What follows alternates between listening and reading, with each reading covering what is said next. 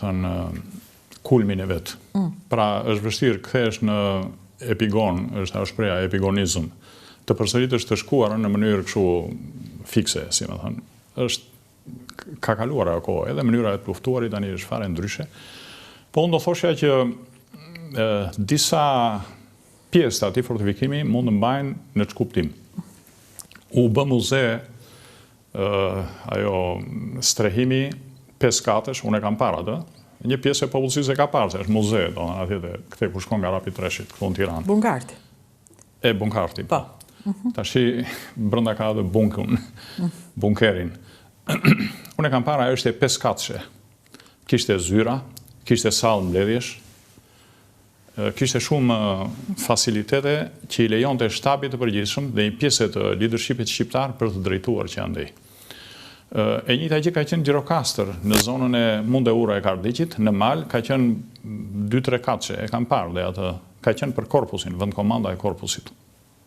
Pra, në rastin e një lufte të çfarë forme që të kemi, leadershipi politik dhe ushtarak shqiptar do t'i duhet të drejtojë. Dhe kur fillon lufta nuk mund të drejtosh nga zyra e kohës paqes, nga bulevardi Dëshmorët e Kombit, sepse je objekt.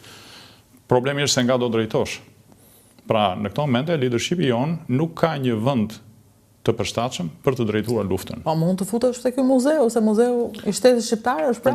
Muzeu nuk është thjesht për të strehuar kokën, sepse atje ka qenë me telefoni, ka qenë me sistem komandimi, ka patur shumë... Se cilat janë prishur. Të cilat janë prishur, nuk funksionojnë më. Dhe doja të thosha këtë që një nga problemet e kohës moderne, që e tregoi dhe Ukraina, është drejtimi i trupave. Se çfarë problemi tregoi Ukraina? Ka qenë një shprehje dikur që përdorin monizëm, që pa ndërlidhje nuk ka komandim dhe pa komandim nuk ka fitore. Tashi, ndërlidhja e sotme përgjohet shumë, është shumë sepse bazohet mbi radion. Pra, një pjesë, ju e dini, kemi dëgjuar të gjithë në Ukrainë, që Ukraina me shumë sukses përgjonte radiokomunikimet ose telekomunikimet me celular të ushtarve me familjen, ushtarve rusë me familjen e mëra. Për arsye se Rusia, për një numër arsyesh, një pjesë të mirë të drejtimit të saj, të komandimit, pra të komunikimit, e kishte outdated, do më thënë jashmode, të vjetruar. Tashi, ne kemi probleme të tilla në ushtrinë shqiptare. Pra, në rastin e një lufte, ne do kemi vështirësi të mëdha për të drejtuar në mënyrë të fshehtë, se mund drejtosh, drejtohet me celular, po drejtosh me celular kur e ka Vodafone, e ka kompani greke, ose e ka kompani e huaj, nuk mund drejtosh me celular. Dhe unë nuk e di se si, në këto momente, politika shqiptare vazhdon të përdori celularët e zakonshëm politika shqiptare. Për shembull, ky presidenti i Amerikës, domethënë ka sisteme të koduara. Obama kur erdhi ishte mësuar me atë BlackBerry, edhe ishte shumë i familiarizuar me atë, dhe ata i bën një BlackBerry apostafat, po që ishte i koduar, sepse që presidenti tani nuk mund të komunikonte më, të jepte mesazhe me të siç bënte kur nuk që president. Pra, një nga problemet tona domethënë do të jetë drejtimi. Drejtimi në kuptimin për të strehuar nga vendi dhe pastaj për të komunikuar. Pra, mediumi, si do komunikosh?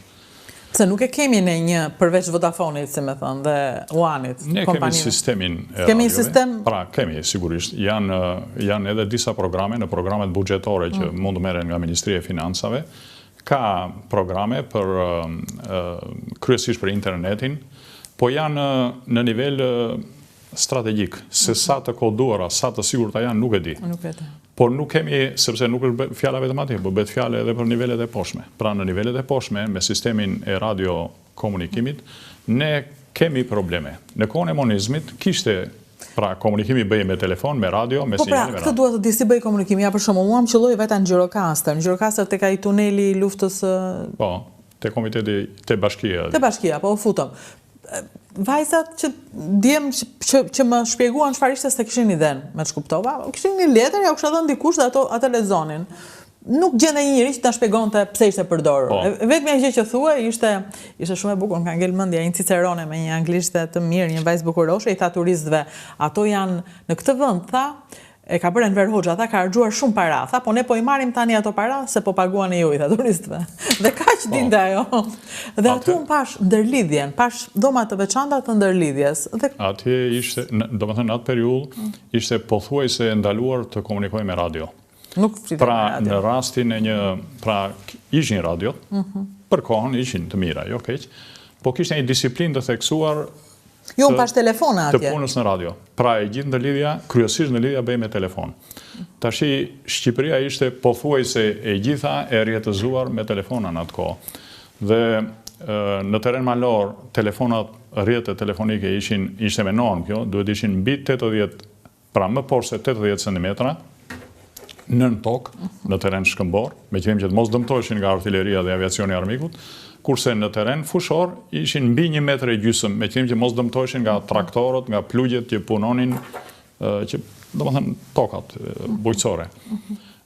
Kishte dokumente, të ashtu quajtura dokumente të drejtimit sekret të trupave. Dhe ishin